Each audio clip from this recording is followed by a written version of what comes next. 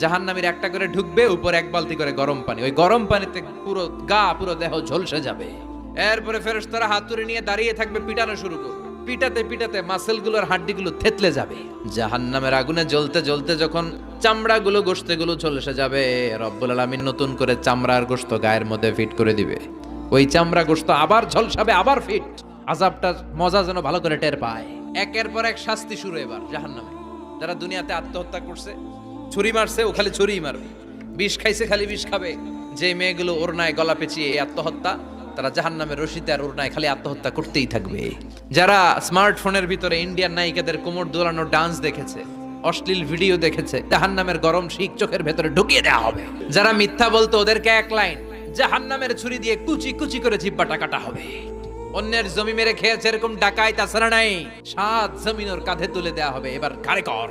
গিবত করে চগল খড়ি আছে না নাই, তাদেরকে আল্লাহ জাহান্নামের তামা দিয়ে নখ বানায় দিবে, আগুন ঝরবে ওটা থেকে। নিজেরা নিজের গালের গোশত আর বুকের গোশত টেনে কুড়ে কুড়ে খাবে। ওদের ব্যথার চিৎকারে পুরো জাহান্নামটা থারথার করে কাঁপে। যারা যাকাত দেয় নাই, জাহান্নামের টেকো সাপ, যেই সাপ কামড় দেওয়ার সাথে সাথে দেহটা নীলাভ, 70 গজ জামিনে ঢুকে যাবে। আবার সাপ ওখান থেকে ছোবল দিয়ে বের করে পা থেকে পেঁচাতে পেঁচাতে কোমরে একটা টাইট। পারবেন সহ্য করতে? আল্লাহ জাহান্নাম থেকে তুমি আমাদের বাঁচাও।